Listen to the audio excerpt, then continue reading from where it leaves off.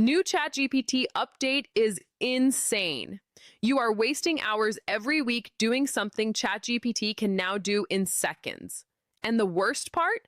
Most people have no idea this update even exists. While you are copying and pasting code into other apps, other people are building and testing entire tools right inside ChatGPT. No switching tabs, no extra software, no waiting. This update just changed what ChatGPT can do, and if you are not using it, you are already behind. Stick around because I am going to show you exactly how it works and what you can actually build with it. If you are new here, hit subscribe because we post real, practical AI content every single week.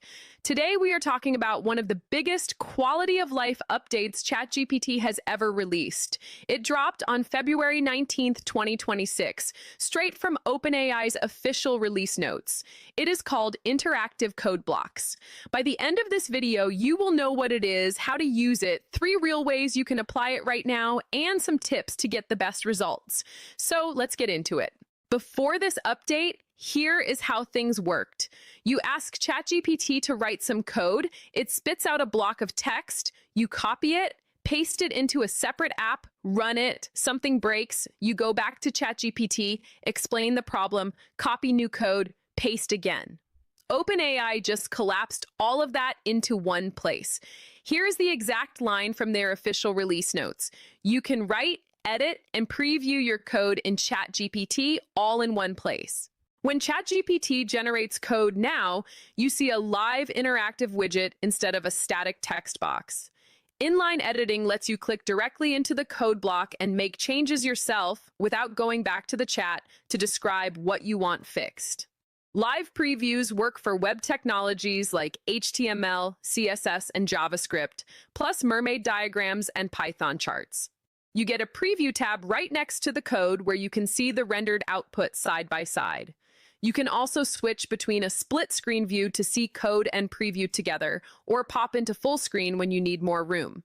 For non-developers, this is huge. You describe what you want, ChatGPT builds it, you see it live, and if something looks wrong, you just describe the change. No need to know how to code.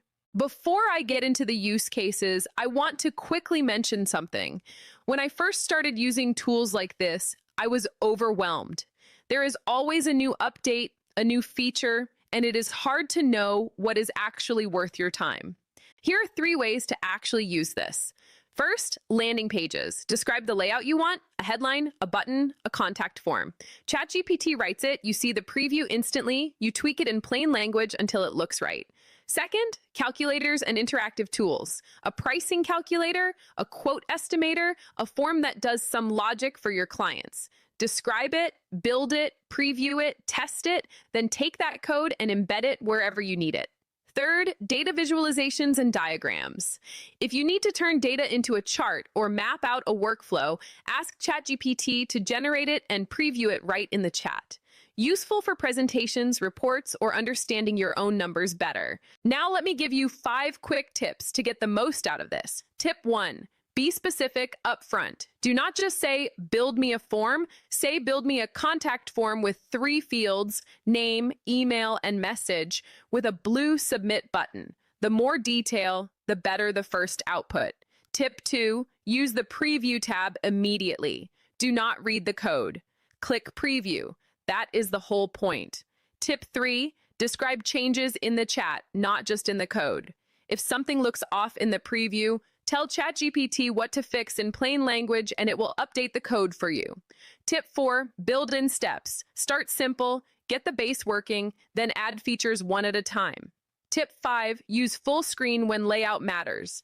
If you are building something visual, switch to full screen to really see how it looks before you take it anywhere. A couple of other things worth knowing from this same update batch. You can now upload up to 20 files in a single message, up from 10. They also expanded file type support to include more code files, logs, and configuration files. And the context window in thinking mode is now 256,000 tokens total, which is a significant amount of information you can feed into a single conversation. What OpenAI is doing here is turning ChatGPT into a workspace, not just a chat tool. You are not just having a conversation anymore. You are building things inside the conversation. This is particularly useful for people who are not developers because the barrier to building simple tools just got a lot lower. This rolled out on February 19th, 2026. If you do not see it yet, make sure ChatGPT is up to date as updates sometimes roll out gradually. To test it, ask ChatGPT to build a simple button that changes color when clicked, then look for the Preview tab. That is your sign it is working. The update introduces several IDE-like features, including inline editing that lets users click into a code block and modify it manually, live previews for web technologies like HTML, CSS, and JavaScript, and a one-click debug shortcut that automatically inserts print statements or logs to help trace execution and identify errors. Developers can now modify code suggestions on the spot, run previews, and iterate instantly, all without switching between applications. While ChatGPT's previous Canvas feature offered similar editing in a separate window, the new interactive code blocks are integrated directly into the primary chat thread, making the experience more seamless. Alongside this launch, OpenAI also introduced an optional lockdown mode for enterprise and pro users, which restricts how code blocks interact with external networks to prevent data exfiltration via prompt injection attacks. If you found this useful, give this video a like. It genuinely helps more people find the channel. And if you are looking to dive deeper into AI tools and actually implement them in your work, I recommend AI Profit Boardroom. Over 2,000 people learning how to use AI effectively. Everyone shares real experiences.